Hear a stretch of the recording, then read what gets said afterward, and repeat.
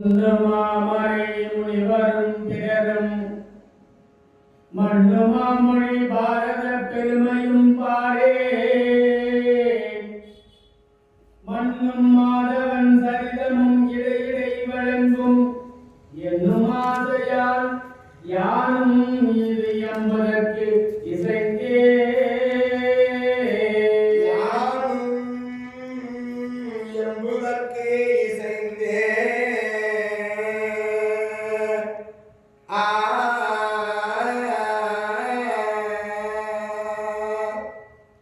இடையிடையே இதில் நாராயணன் சிவபெருமான் இடையிடையே சைவம் வைணவம் வைஷ்ணவம் என்று இரண்டர கலந்தது ஒன்றாக வந்து நடத்தின அற்புதமான ஒரு காவியம் மகாபாரதம் என்னும் ஒரு நூல். சிறப்புடனே அற்புதமான முறையிலே இந்த வில்லிபுத்தூரார் தமிழே கொடுத்திருக்கிறார். இந்த மகாபாரதம் என்னும் ஒரு நூலை சைவம் வைணவம் என்று இணைந்து மண்ணும் மாதவன் மாதனுடைய வரலாறு இடையிடையே கலந்து கொண்டதினாலே இதை விருப்பத்தோடு எழுதுகிறேன் என்று நூலாசிரியர் இந்த சிவபெருமானுடைய இடையிடையே வரலாற்று கருத்துக்களை கூறுகின்றார்.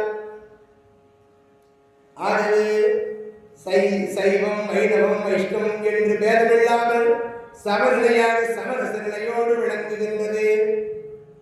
மகாபாரத நிகழ்ச்சி செய்கிற இடத்திலே அன்னதானம் செய்வார்கள்.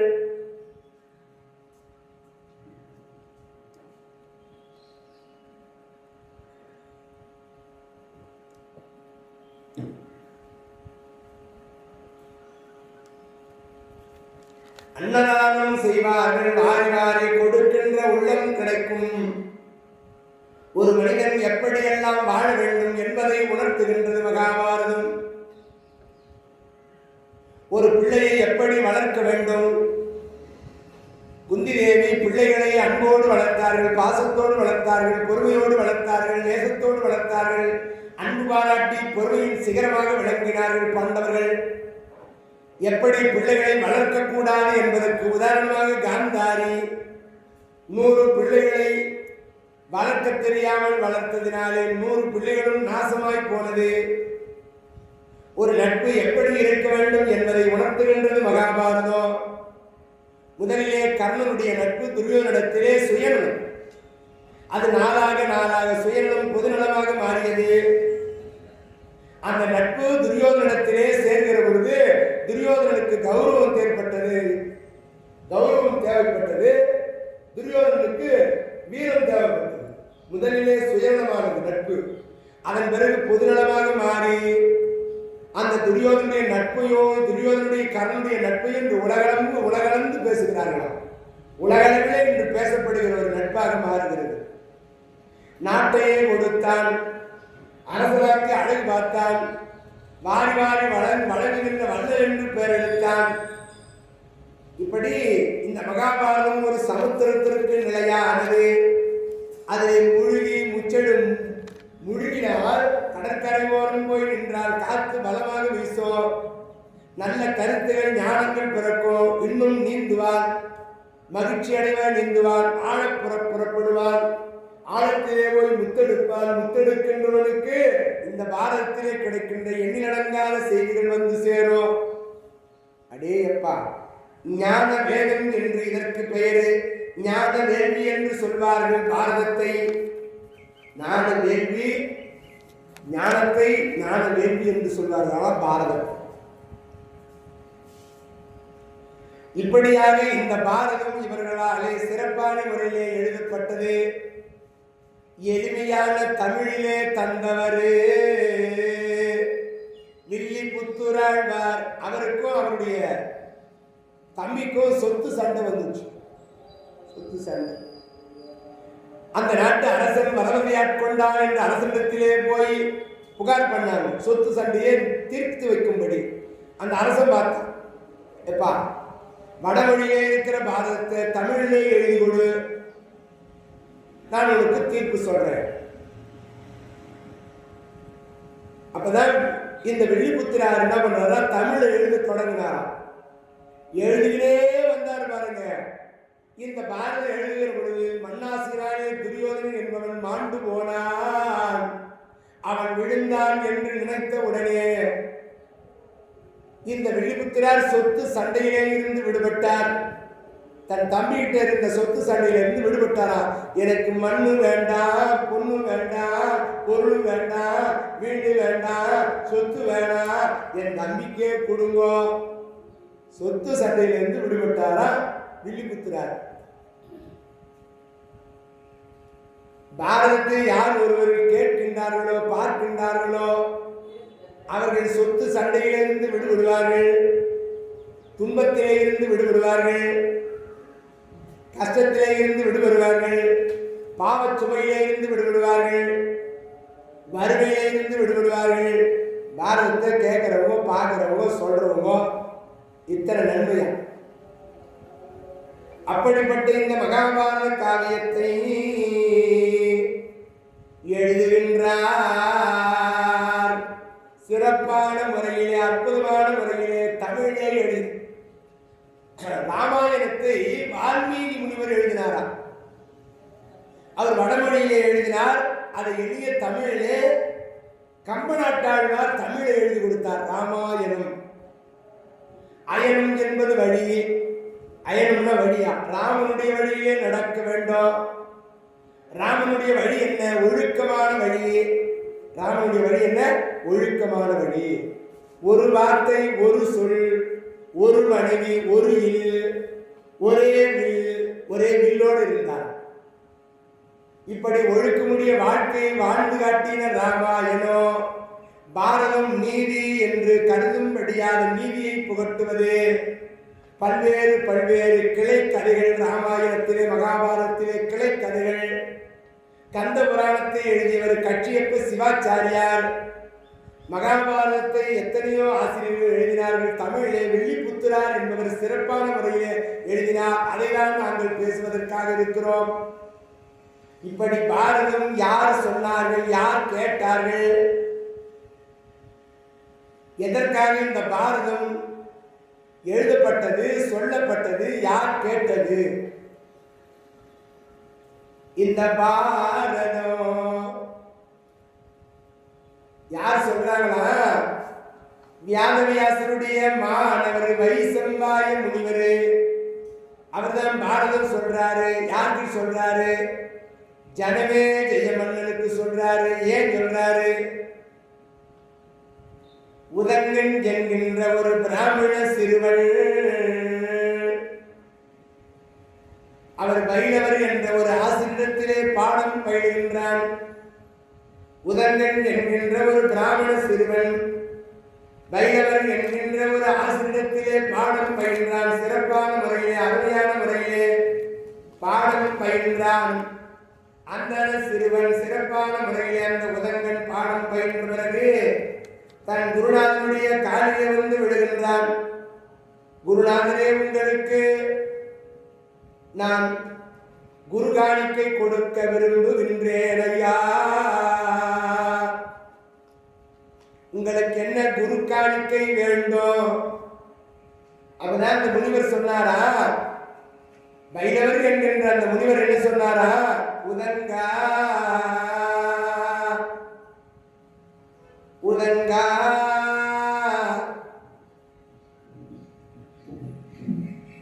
என் முனிபத்தினியால் இருக்கிற என் மனைவி அவள் விருப்பத்தை நிறைவேற்றினாலே நான் இந்த குரு காணிக்கை பெற்றதாக ஏற்றுக்கொள்கிறேன். அப்படியே ஆகட்டும் என்று அந்த உதங்கன் என்கின்ற பிராமண சிறுவன் தன்னுடைய முனிபத்தினி குருநாதனுடைய மனைவி காலிலே போய் விழுந்தான். அம்மா, தாயே, எங்கள் குருநாதர் உங்கள் விருப்பத்தை நிறைவேற்றினாலே குரு காணிக்கை என்று அவர் சொல்லுகின்றார். உங்கள் விருப்பம் என்ன தாயே? அம்மா. அப்படியாப்பா உதங்கா, பௌடேந்திர மகாராஜா மனைவி அணிந்திருக்கிற நவரத்தின தோடு வேண்டும். பௌடேந்திர மகாராஜா மனைவி அணிந்திருக்கிற நவரத்தின தோடு வேண்டும். ஆகட்டும் என்று அந்த உதங்கன் அங்கிருந்து புறப்பட்டு பௌடேந்திர மகாராஜாவை வணங்கினார். அரசே, பாப்பா உதங்கமானவரே வா, வந்த அமரு. என்ன வேண்டும் உமக்கு? என் குருநாதன் பைரவர் என்னிடத்திலே பாடம் பயின்று வருகிறேன். என் பாடம் முடிந்தது. அவரிடத்திலே குரு காணிக்கை கேட்ட பொழுது உங்கள் மகாராணி அணிந்திருக்கிற நவரத்தினத்தோடு வேண்டுமா? அப்படியா? அந்த புறத்திலே என் மனைவி மகாராணி அமர்ந்திருக்கிறாள். நீ போய் சென்று கேட்டு வா, அவர் தருவார். உதங்கன் என்கின்ற பிராமண சிறுவன் போய் அந்த மகாராணியை சந்தித்து, தாயே வணக்கம், உங்களால் எனக்கு ஒரு வேலையாக வேண்டும்.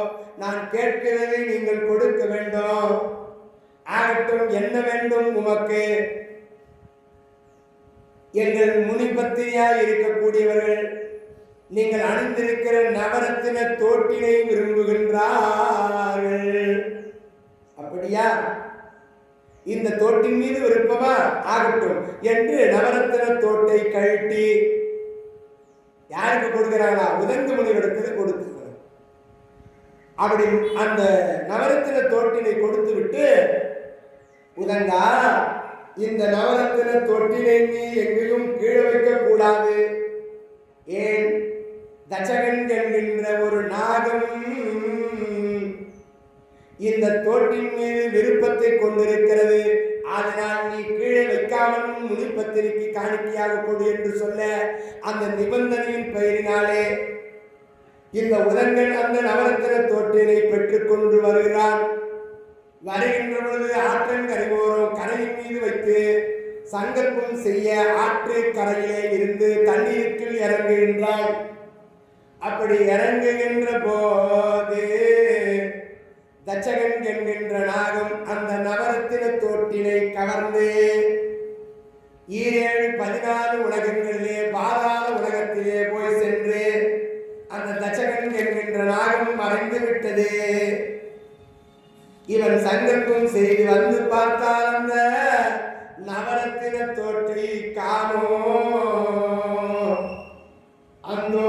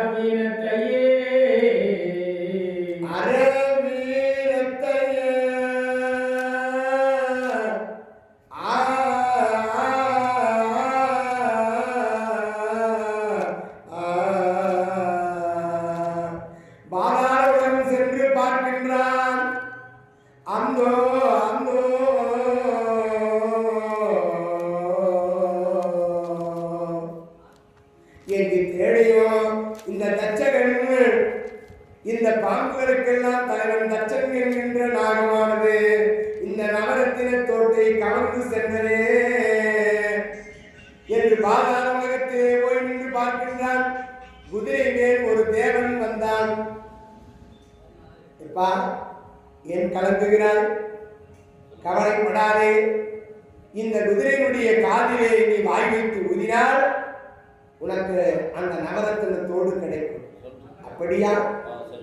அந்த காதின் வழியே வந்து சத்தத்தை எழுப்பினான்.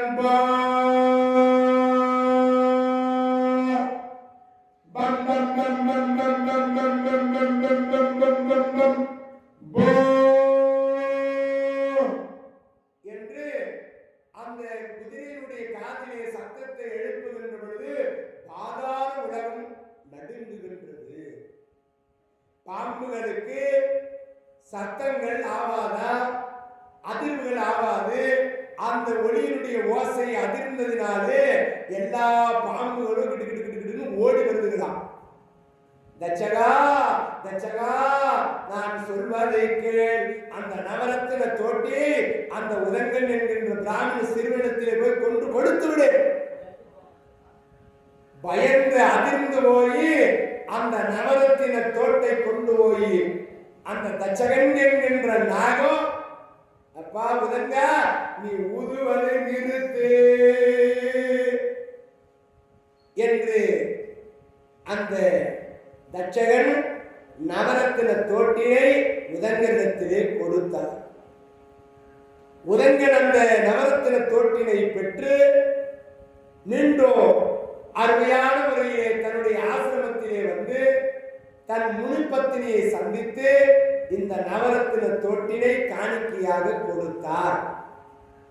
என்ன காரணம் கால தாமதத்துக்கு என்று முனிவர் பைரவர் கேட்கிற பொழுது, சுவாமி, தச்சகன் என்கின்ற நாகம் எனக்கு தொல்லை தந்தது, அதனால்தான் தாமதம் ஏற்பட்டு விட்டது.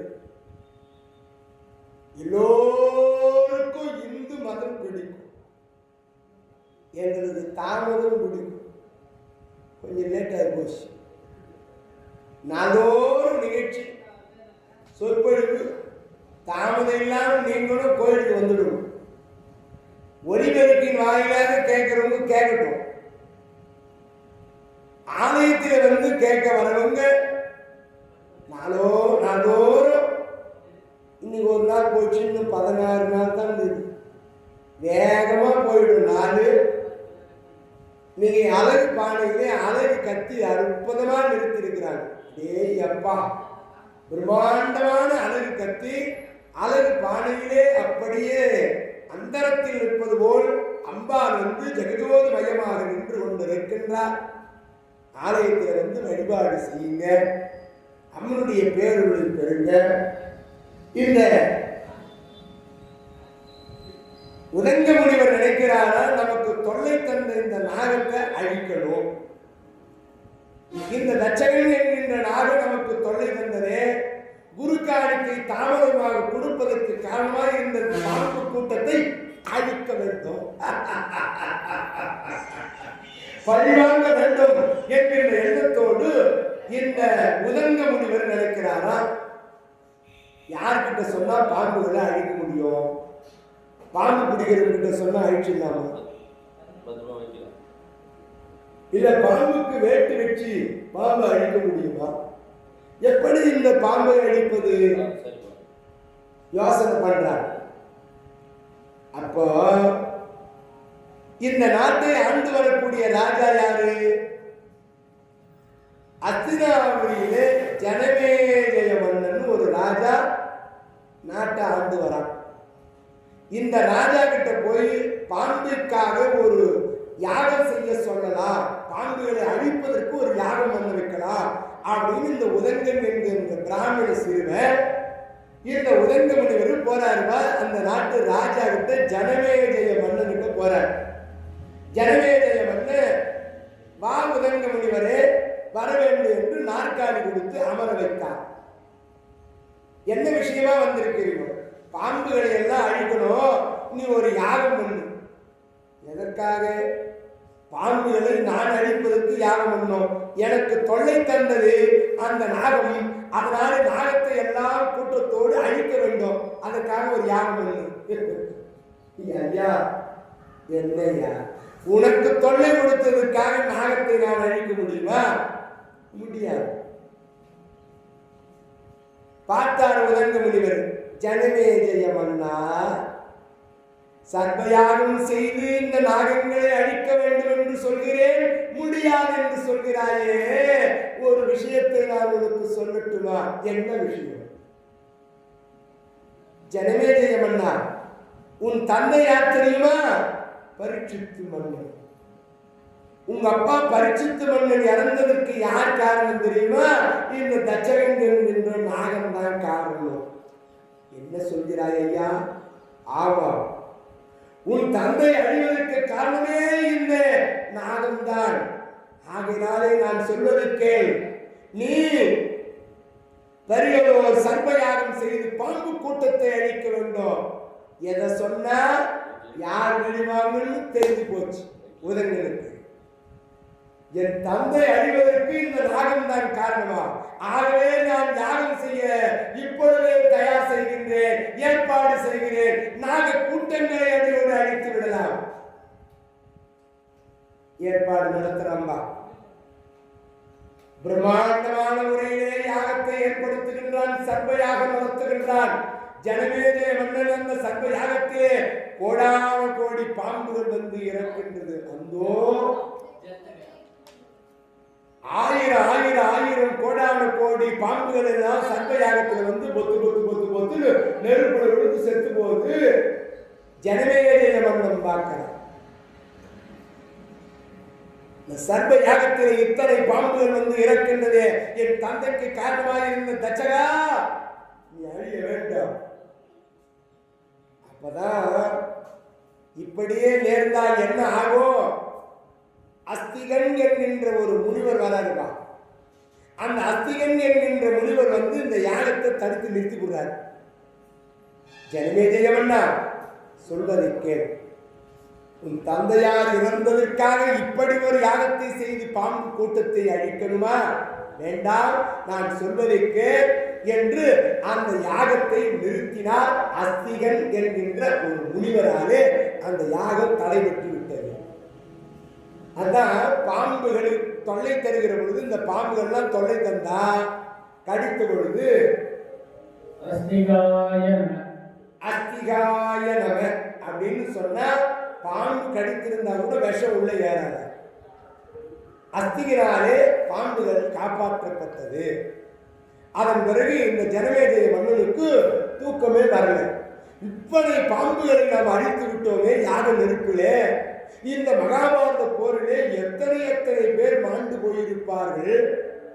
ஏன் தாத்தா இவையெல்லாம் பார்த்து கொண்டு சும்மா இருந்தாரு அப்படின்னு தாத்தா கிட்ட ஓடுறான் ஜனமேஜய மன்னன். தாத்தா என்று வியாதிவியாசர் காலில் போய் விழுந்தான். தாத்தா, நான் உலகில் சொல்ல பாம்புகள் அழிக்க ஒரு யாகத்தை, சர்வ யாகத்தை செய்தேன். அந்த யாகத்திலே பாம்புகள் விழுந்து இறந்து போனது. இந்த பாம்புகள் இறந்ததற்கே நான் இவ்வளவு வருந்துகிறேனே. மகாபாரத யுத்தத்திலே எத்தனை எத்தனை பேர் மாண்டு போனார்கள். நீங்கள் அந்த பாரதத்தை நிறுத்தக்கூடாதா? பாரத போரை சொல்லி தடுக்க கூடாதா என்று ஜனமேஜய மன்னன் தாத்தா கிட்ட கேட்கிறாங்க. அவர் என்ன சொன்னாரு? ஜனமேஜய மன்னா, நீ சொல்வது நியாயம்தான், எல்லாம் விதிப்படி நடந்ததுன்னு சொன்னார். ஐயா, விதியை மதியால் வென்றிருக்கலாம் அல்லவா? மதியால் வென்று பாரதத்தை தடுக்க கூடாதா என்று கேட்கிற பொழுது, விதியை மதியால் வெல்ல முடியாது. வேறே ஜனமேஜயா, சரி, விதியை நீ மதியால் வென்று விடுவாயா? பார்ப்போம். 10 நாளிலே நீ ஒரு யாகம் நடத்து. உன்னை 10 நாளே பிரம்மகத்திய தோஷம் பிடிக்க இருக்கிறது. முடிந்தால் அதை மதியாலே வென்று விடு, பார்க்கலாம் அப்படின்னு சொல்லி அனுப்புறாரு. இந்த ஜனமேஜய மன்னன் ஒரு யாகம் தொடங்குறாங்க. எல்லாருக்கும் தண்டோரை போட்டு சொல்லிட்டான். ஜனமேஜய மன்னன் ஒரு யாகம் பண்ண போறாருப்பா. அந்த யாகத்திலே வந்து இடைவிடாமல் உறக்கம் தூங்காத இந்த யாகத்தை நடத்த வேண்டும். இந்த உறங்காமல் 24 மணி நேரமும் யாகம் நடக்கணும். இப்படி தொடர்ந்து 10 நாள் இந்த யாகம் நடைபெற வேண்டும். ஒரு ஏழை அந்தனர் யாகம் செய்வதற்கு சம்மதம் தெரிவித்தார். ரொம்ப ஏழ்மை, என்ன பண்றது? சரி, இப்படி யாகம் செய்ய தொடங்குறாரு. ஜனமேஜய மன்னனுடைய அரண்மனையிலே அந்த இடத்திலே சிறப்பான ஒரு யாகம் நடக்குது. 1 நாள், 2 நாள், 3 நாள், 4 நாள், 5 நாள் கண் உறக்கம் இல்லாமல் விழித்தபடியே யாகத்தை தொடங்கினார். இப்படி 9 நாள், 10வது நாள் யாகம் முடிவருகிற தருவாயிலே அப்படியே லேசா கண்ணு மூடுது. கண் விழித்து யாகம் பண்ண என்ன ஆகுது? பகலில் இரவு, பகலில் இரவு, பகலில் இரவு, பகலில் இரவு. இரவெல்லாம் கண் முழிச்சவங்க பகல்ல தூங்கலன்னா எந்த வேலையும் பார்க்க முடியாது. ஓய்வு எடுக்கல, இரவில் தூங்கலன்னா பகலில் எந்த வேலையும் நடக்காது. சிலர் 2 மணிக்கு சாப்பிட்டா தான் தூங்கணும், தூங்குற நேரத்தில் பாரதி வச்சுட்டாங்களே. இந்த 16 நாளைக்கு தான் இன்னைக்கு ஒரு நாள் போயிடுச்சு. அதனால 2 மணிக்கு எல்லாரும் மூச்சுட்டு உட்காந்துருக்கோங்க. சாப்பிட்டுட்டு நல்லா பாரதி கஞ்சி கேளுவோம். இப்பதான் நாங்கள் முதல் நாள் குடும்பம் குதிரணும், வீடு குதிரணும், எல்லாம் குதிரனாதான் களை கட்டணும். அப்பதான் கம்பீரமா வசனங்கள்லாம் அற்புதமான பாடல்கள், சுகமான கீதங்கள்,